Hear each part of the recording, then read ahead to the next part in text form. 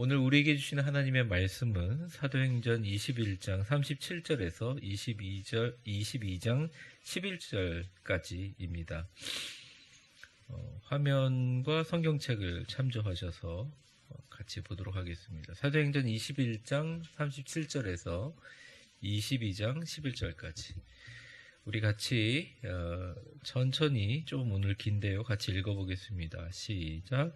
바울을 데리고 영내로 들어가려 할 그때에 바울이 천부장에게 이르되 내가 당신에게 말할 수 있느냐? 이르되 내가 헬라 말을 아느냐? 그러면 내가 이전에 소요를 일으켜 자객 4,000명을 거느리고 광야로 가던 애굽인이 아니냐? 바울이 이르되 나는 유대인이라 소읍이 아닌 길리기아 다소시의 시민이니 청컨대 백성에게 말하기를 허락하라 하니 천부장이 허락하기를 바울이 층대 위에 서서 백성에게 손짓하여 매우 조용히 한 후에 히브리 말로 말하니라. 부형들아, 내가 지금 여러분 앞에서 변명하는 말을 들으라. 그들이 그가 히브리 말로 말함을 듣고 더욱 조용한지라. 이어 이르되 나는 유대인으로 길리기아 다소에서 났고 이 성에서 자라 가말리엘의 문화에서 우리 조상들의 율법에 엄한 교훈을 받았고 오늘 너희 모든 사람들처럼 하나님께 대하여 열심히 있는 자라. 내가 이 돌을 박해하여 사람을 죽이기까지 하고 남녀를 결박하여 옥에 넘겼노니 이에 대제사장과 모든 장로들이 내 증인이라. 또 내가 그들에게서 다메섹 형제들에게 가는 공문을 받아 가지고 거기 있는 자들도 결박하여 예루살렘으로 끌어다가 형벌받게 하려고 가더니 가는 중 다메섹에 가까이 갔을 때 오정쯤 되어 혼륜이 하늘로부터 큰 빛이 나를 둘러 비치매 내가 땅에 엎드려져 들으니 소리 있어 이르되 사울아 사울아 내가 왜 나를 박해하느냐 하시거늘 내가 대답하되 주님 누구시오니까 하니 이르시되 나는 네가 박해하는 나사렛 예수라 하시더라. 함께 있는 사람들이 빛은 보면서도 나에게 말씀하시는 이의 소리는 듣지 못하더라. 내가 이르되 주님 무엇을 하리이까? 주께서 이르시되 일어나 다메섹으로 들어가라. 내가 해야 할 모든 것을 거기서 누가 이르리라 하시거늘 나는 그 빛의 광채로 말미암아 볼 수 없게 되었으므로 나와 함께 있는 사람들의 손에 끌려 다메섹에 들어갔노라. 아멘. 지난주에 이어서 이제 바울을 실제로 돌로 쳐 죽이거나 몸을 찢어 죽이려고 이제 유대인들이 달겨들어서 바울을 죽이려고 할 때 갑자기 하나님께서 어떤 천부장을 보내셔가지고 바울을 긴급 체포하게 합니다. 바울의 체포는 여러 가지 이유가 있겠지만 실제로는 불가능한 일이에요. 로마 시민권이 있는 사람을 그렇게 할 수도 없고 체포할 수도 없는데 종교적이고 정치적인 이유 때문에 기득권 때문에 이 유대인들의 폭동에 의해서 바울이 그 자리에 죽을 수도 있는데 하나님께서 구해주신 거라고 볼 수 있습니다. 그리고 오늘 내용은 천부장이 이제 안토니아 요새로 이제 바울을 끌고 가는데 그 끌고 가는 도중에 이렇게 요새로 끌고 가는 계단이 있어요. 근데 그 계단이 굉장히 높거든요. 요번에 성지순례 낼 때 거기까지는 못 가봤는데 그 계단이 높은 곳에서 같이 서서 천부장이 부탁을 합니다. 어차피 내가 이 벌을 받고 죽으러 가는데 그냥 내가 이 자리에서 나를 지금 죽이려고 하는 동포 유대인들에게 내가 좀 변명을 할 수가 있겠느냐, 이렇게 얘기를 하고 그 내용들을 오늘 다루고 있다고 봅니다. 본문으로 하나하나 쪼개서 들어가면 먼저 37절 그냥 보여만 주세요. 읽는 건 제가 읽을게요. 이제 바울을 데리고 영내로, 이게 안토니아 요새로 들어가려 할 때 바울이 천부장에게 말합니다. 내가 당신에게 말할 수 있느냐. 근데 이 말을 어떤 말로 했냐면 헬라 말로 했어요. 이제 우리가 생각하기에 헬라 문화의 그 정점이 저번에 제가 설교로도 보여드렸던 그 파르테논 신전이 있는 그 언덕이거든요. 그런데 그러한 헬라 문화의 정점이고, 헬라 문화는 굉장히 강성했지만 헬라말을 할 줄 아는 사람들은 굉장히 이렇게 부분적인 똑똑한 지식인이었다는 거죠. 근데 이제 이 천부장은 아무 생각 없이 이 사람이 그냥 어떤 이 예루살렘이라는 영역에서 예루살렘을 지배하고 있는 그 자기 지배국가 입장에서 사람 죽는 거 막으려고 했는데, 이 사람이 유창한 헬라어 말로 내가 당신에게 말할 수 있겠냐? 그렇게 얘기한 거잖아요. 그러니까 이제 깜짝 놀란 거예요. 당시에 이제 헬라 사람들도 헬라어를 할 줄 아는 사람이 25%에 불과했다는 거죠. 그러니까 뭐 10명 중에 2명 반 정도만 얘기를 하는데, 분명히 이거 유대 사람들에게 죽임당하는 사람인데 헬라 말을 하니까 이제 그냥 놀라서 물은 겁니다. 네가 헬라 말을 할 줄 아냐? 이렇게 물어봅니다. 그 다음 절. 그런데 이제 이 사람이 엉뚱한 말을 하는데 뭐라고 하면, 네가 이전에 소요를 일으켜 자객 4,000명을 거느리고 광야로 가던 애굽인이 아니냐, 이렇게 얘기합니다. 뭐 이거 여러 가지 얘기가 있는데요. 그 유세푸스 그 역사 기록에 보면 예전에 한번 이 이스라엘 사람들, 어쨌든 이스라엘 사람들 가운데 이 로마의 정부의 어떤 저항을 하는 반란군을 만들고 그런 세력들을 만들어서 기록에는 한 4만 명으로 되어 있어요. 그런데 로마에 의해서 완전히 잔인하게 다 진압이 되고 그 사람들이 다 흩어져서 어디로 가냐? 애굽, 이집트로 도망갔는데, 그 이집트에 남아있다고 추정되는 사람들이 한 4,000명 정도 추정되고 있는 상황이었어요. 그래서 막 득달같이 뭐 대제사장들, 유대인들, 막 종교적인 옷을 입은 사람들이 지휘하고 수많은 사람이 달려가서 한 사람 죽이려고 달려드니까 너는 그 사람 아니냐라고 물어봅니다. 그런데 바울이 이제 얘기를 하죠. 헬라말로 39절입니다. 이건 우리 같이 한번 읽어보겠습니다. 시작. 바울이 이르되 나는 유대인이라 소읍이 아닌 길리기아 다소시의 시민이니 청컨대 백성에게 말하기를 허락하라 하니. 당시에 어느 시에 산다는 것은 대단한 힘을 가지고 있었거든요. 내가 아테네라는 시에 산다, 내가 고린도시에 산다, 어디에 산다라고 굉장히 힘이 갖고 있는데, 이 길리기아 다소에서 시민이라는 것은 그 시에서 태어난 사람들에게 주는 거잖아요. 여러분 좀 이해가 안 되시지 않아요? 미국에서 태어난 사람 보고 왜 미국 국민권이라고 하지 않고 시민권이라고 할까요? 그래서 이유를 생각해 본 적이 있습니까? 시민권이라는 말이 어디서 나온 건지 생각해 본 적이, 이게 다 헬라어에서 나온 거예요. 헬라 문화에서, 로마에서 나온 거예요.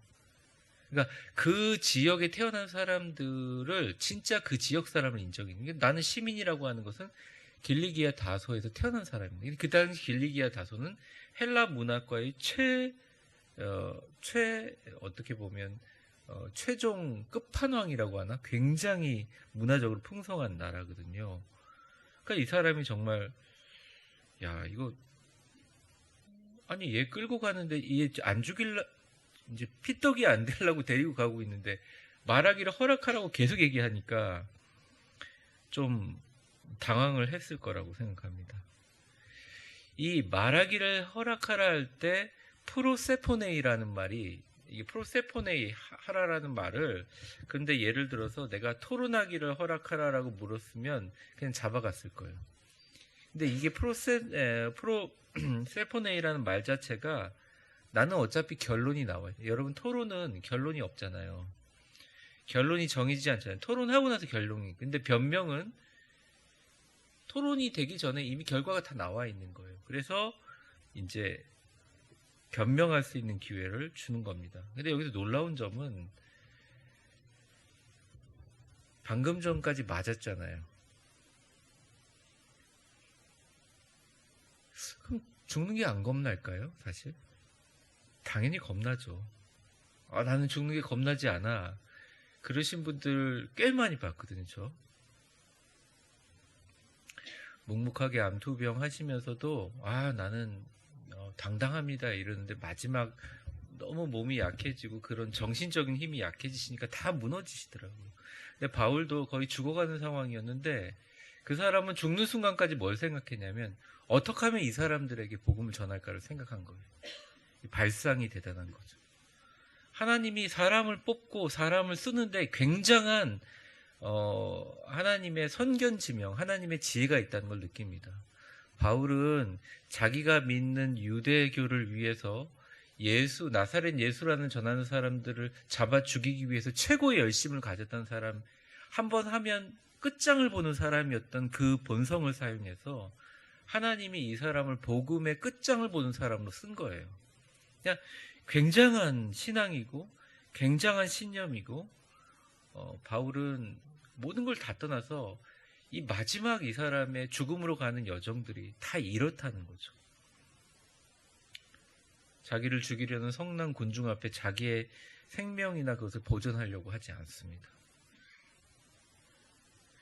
우리 교회 많은 분들이 어쨌든 이 나이에 자신의 삶의 어떤 자리를 마련하신 분들은 인생을 살면서 단 한 번 죽을 결심을 갖고 어느 일에 집중했기 때문에 이 정도 사시는 거거든요.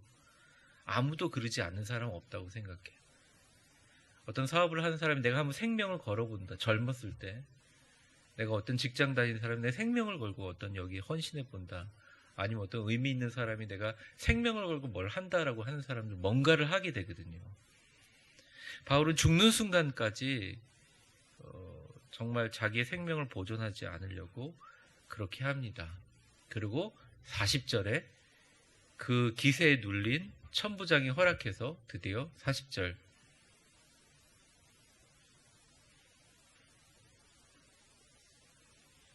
40절이요. 보여주세요. 같이 읽어보겠습니다. 시작. 천부장이 허락하거늘 바울이 층대 위에 서서 백성에게 손짓하여 매우 조용히 한 후 히브리 말로 말합니다.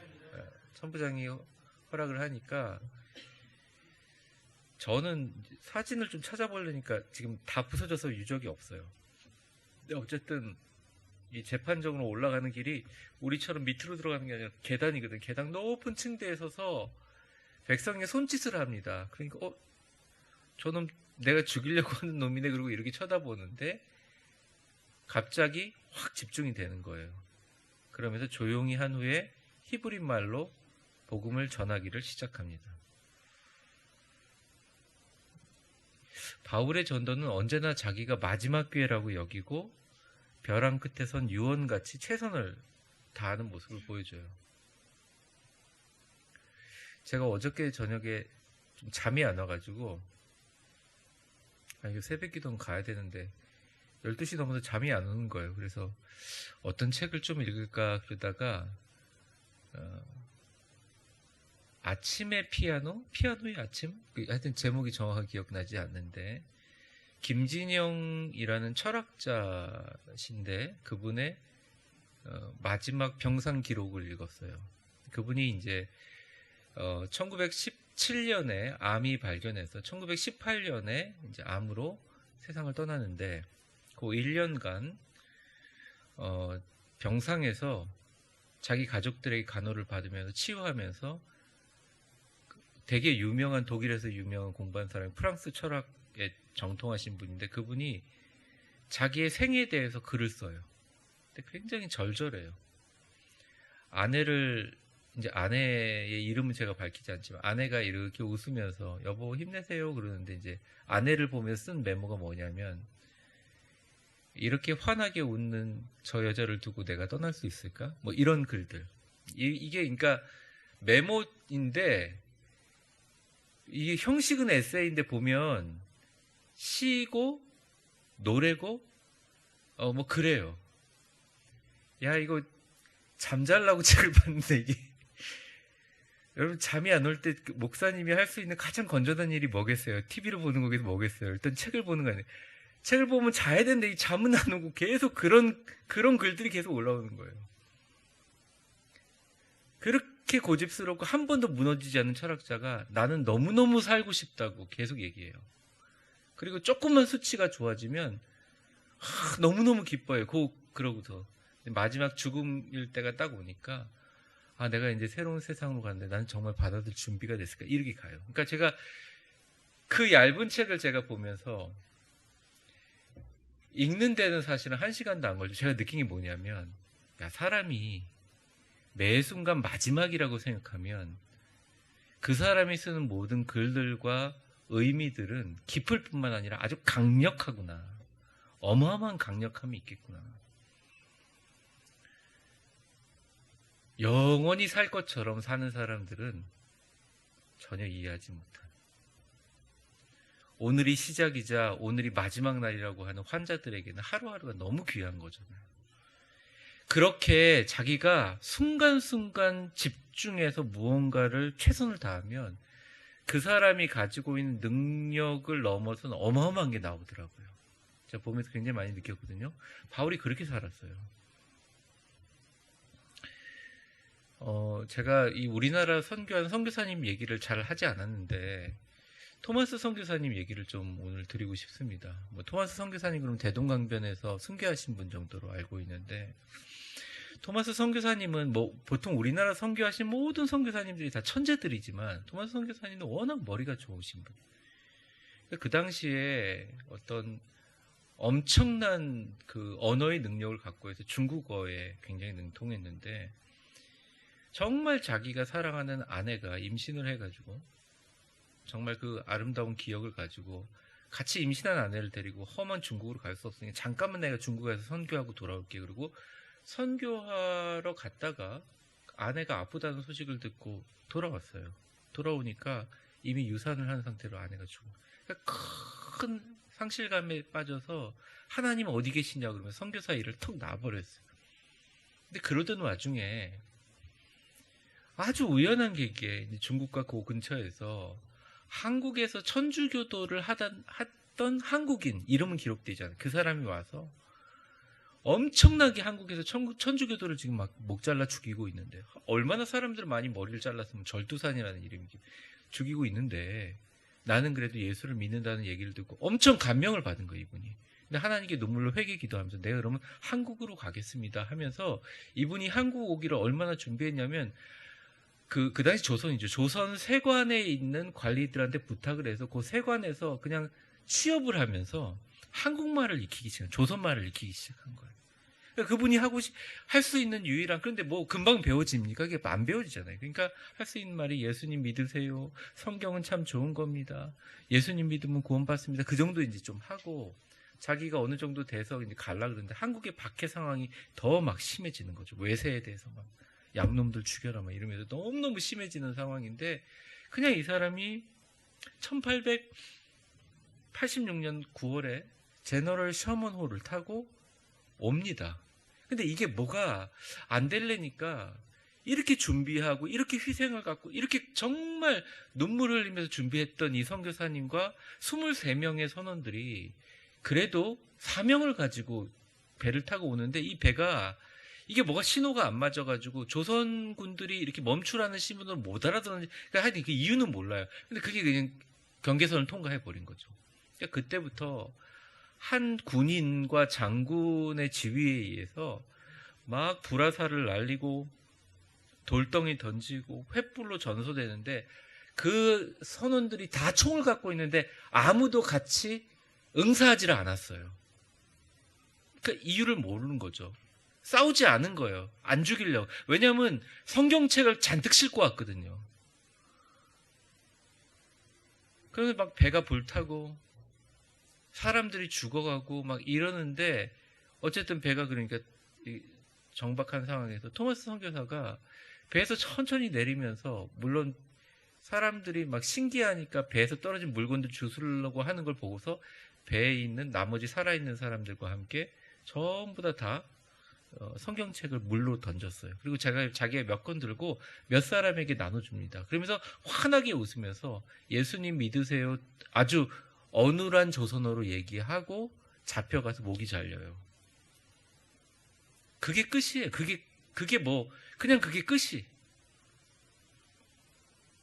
그런데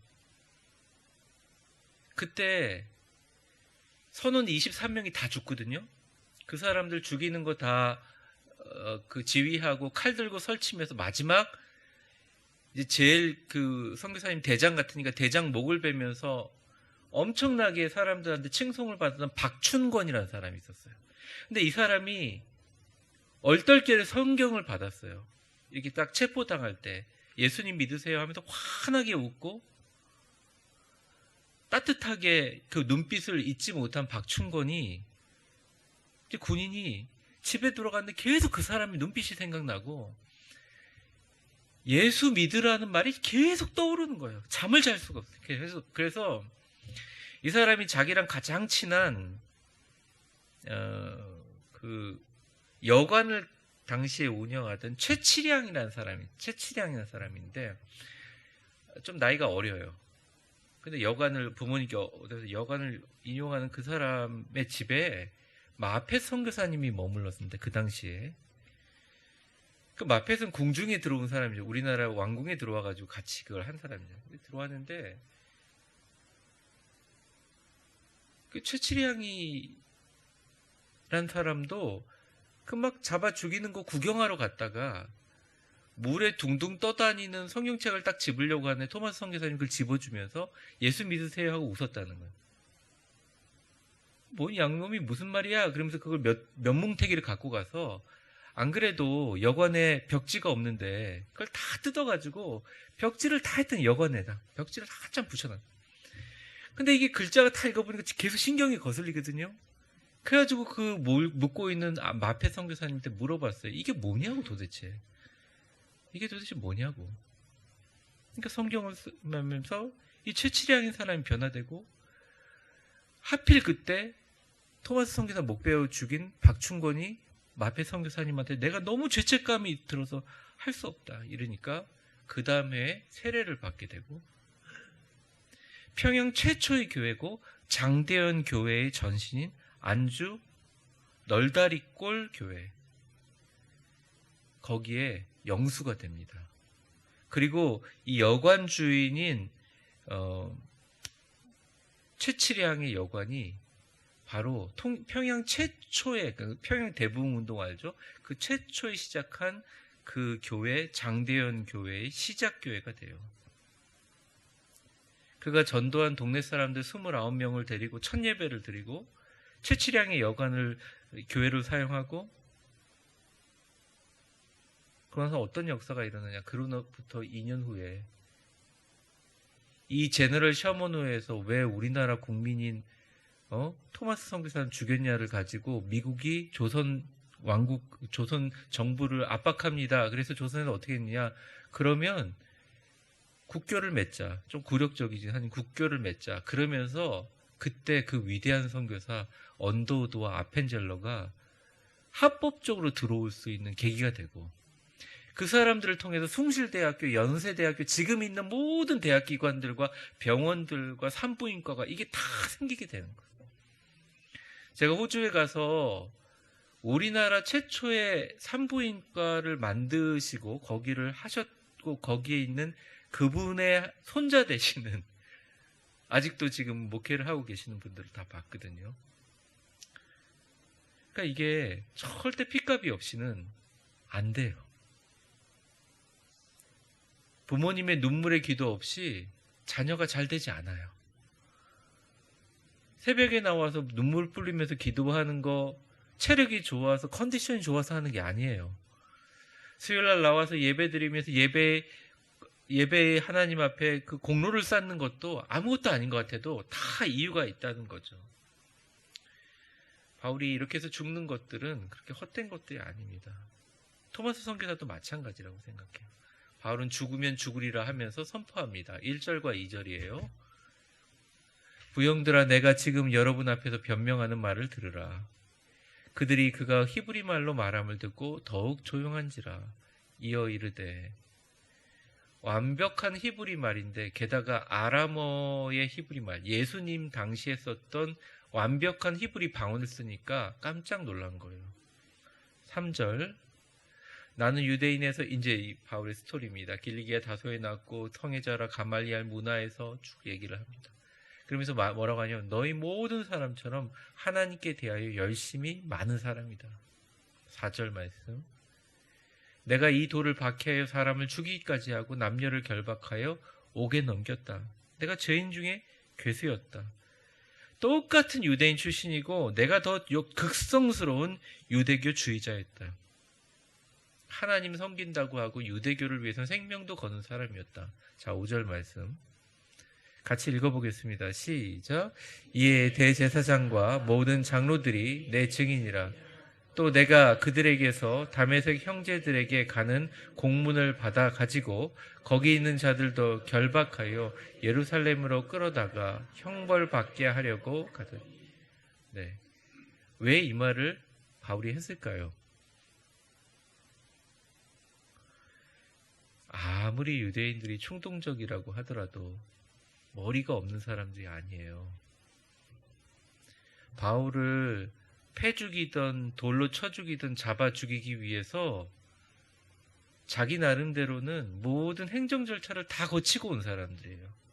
근데 옛날에 바울이 스데반 집사 죽이기 위해서 어떻게 했느냐? 자기도 이런 절차 다 겪었다는 거예요. 당신들 나 죽이려고 하지만 당신들이 나 죽이려고 하는 모든 절차 내가 이미 다 밟았던 사람이다라고 얘기를 합니다. 자기의 경험들을 얘기해요. 그리고 다메섹에 가서 예수님 믿는 사람 잡아 죽이게 하려고 모든 공문과 그 처리를 다 받은 사람이다. 5절 말씀 보여줬나요? 네. 6절 말씀 보겠습니다. 가는 중 다메섹에 가까이 갔을 때 오정쯤 돼요. 오전이 아니라 오정이 언제입니까? 네, 거꾸로 돌리면 돼요. 정오를 오정이라 그래요. 네, 사오정이 아니라 정오예요. 오정. 좀 돼요. 호련히 하늘로부터 큰 빛이 나를 둘러 비치매. 근데 이게 오정이 참 중요합니다. 여러분 꿈에서 뭘 보고 뭐 환상 속에 보고 새벽 12시에 뭘 보고 이런 것들은 신빙성이 별로 없는데 12시에 그것도 하늘로부터 큰 빛이 나를 둘러 비친 것들을 본다는 것은 적어도 사실이라는 말이죠. 자, 7절 말씀 보겠습니다. 같이 읽어보겠습니다. 시작. 내가 땅에 엎드려져서 들으니 소리 있어 이르되 사울아 사울아 네가 왜 나를 박해하느냐. 네. 정오에 대낮 말짱하게 정신이 있을 때 빛이 비치면서 호련히 하늘로부터 빛이 나와서 예수님이 말합니다. 사울아 사울아 내가 왜 나를 박해하느냐. 깜짝 놀랐겠죠. 그래서 8절 말씀 같이 읽겠습니다. 시작. 내가 대답하되 주님 누구십니까? 하니 이르시되 나는 내가 박해하는 나사렛 예수라. 네. 얼마나 놀랐겠어요. 그동안 잡아 죽인 사람이 몇 명인데 얼마나 스데반을 비롯해서 얼마나 많은 사람들을 돌로 때려 죽이고 잡아가지고 죽이고 그랬겠어요. 근데 귀신 나타난 것보다 더 놀랐을 거예요. 나는 네가 박해하는 예수라. 깜짝 놀라게 되죠. 그 다메섹 사건 이후로 바울은 예수님께 꽉 붙잡혔습니다. 빌립보서 3장 12절에 보면 바울이 이렇게 얘기해요. 같이 읽겠습니다. 시작.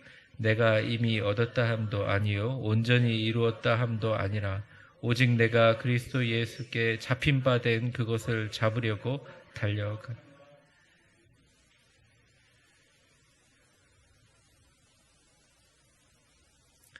신앙생활 왜 하냐라고 혹시 불신자들이 물어보면 여러분들은 뭐라고 대답하시겠습니까?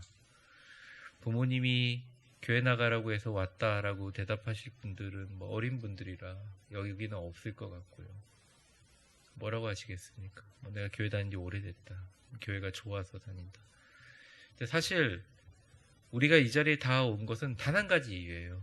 예수님께 붙잡힌 바 된 사람들이죠. 예수님이 여러분들을 붙잡아 주셔서 온 거예요. 그래서 신앙생활에 위기가 있거나 어려움이 있을 때 늘 생각하세요. 내가 누구한테 잡혀 있는지. 내 정신과 관심이 어디에 잡혀 있는지 늘 생각하란 말이죠. 예수님께 잡혀 있으면 명확하게 보입니다. 명확하게 보입니다.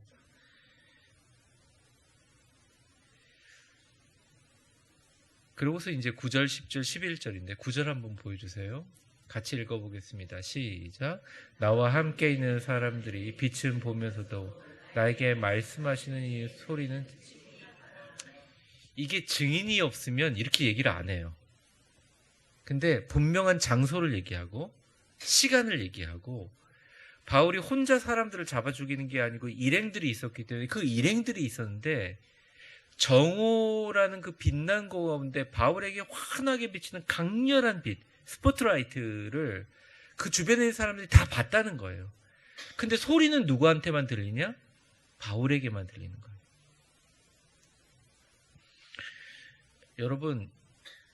여러분이 기적을 경험하면서 눈앞에 나오는 현상적인 기적 있잖아요. 뭐 병이 난다든지, 여러분이 기도했는데 기도 응답을 받는다든지, 아니면 뭐 나를 너무 힘들게 하는 사람들이 갑자기 착해진다든지, 뭐 이런 여러 가지 기적들, 그런 기적들을 경험할 때 되게 특이한 것은 아주 개인적으로 그 사람에게만 역사하는 기적은, 소리의 음성은 그 사람에게 직접 들린다는 거예요.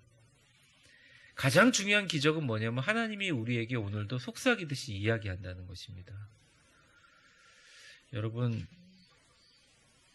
바울에게 그 소리는 뭐냐면, 사울아 사울아 어찌하여 네가 나를 핍박하느냐, 누구십니까 주님은, 나는 네가 핍박하는 나사렛 예수라, 그 소리였습니다. 그리고 10절 보여주세요. 바울한테 이렇게 얘기를 해놓고 바울이 그냥 말해요. 주님 뭘 하죠? 이렇게 얘기합니다. 그러니까 저는 이걸 주님과 논의하고 토의하려고 한 것 같지 않아요. 그러니까 사람들이 깜짝 놀라면 그냥 제가 어떻게 됩니까? 이런 거잖아요. 주께서 일어나 다메섹으로 들어가라. 내가 해야 될 모든 것을 거기서 누가 이르리라 하시거늘. 다메섹으로 가는 도중에 원래 너가 들어가려고 하는 대로 들어가라 얘기하십니다. 그리고 11절, 오늘 마지막 절이에요. 같이 한번 읽어보겠습니다. 시작. 나는 그 빛의 광채로 말미암아 볼 수 없게 되었으므로 나와 함께 있는 사람들의 손에 끌려 다메섹에 들어가라. 네. 가장 똑똑하고 가장 잘나가고 유대교에서 가장 총망받고 예수 믿는 예수쟁이들을 잡아 죽이려는 사람의 가장 중요한 신체 기관이 눈을 멀게 하고, 그렇게 당당하고 의기양양한 사람이 다른 사람 손에 끌려가는 장님이 돼서 결국 다메섹에 들어가게 되었다는 것입니다. 이게 오늘 본문의 끝이에요. 오늘 본문을 마무리하면서 제가 3가지 포인트를 같이 나누려고 하는데요. 첫 번째는 이겁니다. 우리의 최악의 순간에 우리는 무엇을 하느냐. 그래도 기도하시는 분들은 제가 볼 때는 참 하나님의 사람들이라고 생각해요. 근데 바울은 자신의 최악의 순간에, 절대절명의 순간에 가장 나를 이 세상에 보내신 하나님의 가장 중요한 목적을 했어요. 그게 뭐냐? 복음을 전하고 설교하려고 했던 거. 말씀 전하려고 했던 거. 꼭 목회자들만 말씀 전하고 전도하고 설교하는 사람들이 아니라 여러분들이 자녀에게, 사랑하는 사람들에게, 여러분의 친구에게 가장 여러분의 상황이 최악일지라도 그 모든 어려운 상황을 돌파하는 가장 큰 길은 전도밖에 없어요. 교회도 마찬가지고, 가정도 마찬가지고, 사업도 마찬가지고, 인간관계 어려움도 마찬가지. 우리는 그거 외에 모든 다른 방법을 자꾸 쓰려고요. 어떻게 뭘 정리하고 어떻게 하고 인간적인 방법으로. 근데 조금만 손을 모으면 하나님이 우리를 보내신 목적은 아주 중요한 한 가지 목적. 하나님 앞에 전도하는 것이다. 두 번째는 우리의 모든 이 가운데 서 있는 하나님의 복음의 씨앗들은 전도의 희생과 핏값 위에 사랑의 빛을 지고 있다는 것입니다. 여러분, 그래서 선교를 위해서 기도해 주셨으면 좋겠어요. 이스라엘과 가자 지구를 위해서 기도해 주셨으면 좋겠고, 우리가 선교 갔다 왔지만 치앙라이를 위해서 기도해 주셨으면 좋겠고, 그리스 터키를 위해서 기도해 주셨으면 좋겠습니다. 우리가 갖고 있는 가장 중요한 것은 그곳에서도 지금도 계속 피를 부르는 사건들이 일어나거든요. 하나님의 역사가 일어난다. 마지막 세 번째 되게 중요한 게 하나 있는데 그건 뭐냐. 사람들은 자기 자신이 자기 자신을 제일 잘한다고 생각합니다. 근데 되게 웃긴 거는 그 사람이 이렇게 서 있는데 다른 모든 사람은 그 사람을 알고 있어요. 누가 제일 몰라요? 자기만 몰라요. 그래서 우리는 다 모르는 사람, 목회자도 마찬가지예요. 우리도 다 모르는 사람이기 때문에 우리는 그냥 하나님의 은혜로 살 수밖에 없어요. 기도 안 하고 일을 한다? 불가능한 일이에요. 기도 안 하고 결정한다? 안 되는 거예요. 우리가 정말 하나님 앞에 하려면 예수님 손 붙잡지 않고 내가 혼자 걸어간다?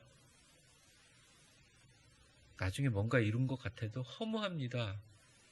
왜 그러냐? 우리가 다 예수께 붙잡힌 사람들이야. 사랑하는 성도 여러분, 오늘 말씀을 통해서 체험적 증거와 신앙을 가지고 바울이 얘기했잖아요. 여러분의 체험과 신비한 경험들을 자꾸 남한테 떠벌리지 마세요. 그냥 그 체험은 여러분들이 복음 전하라고 주신 겁니다.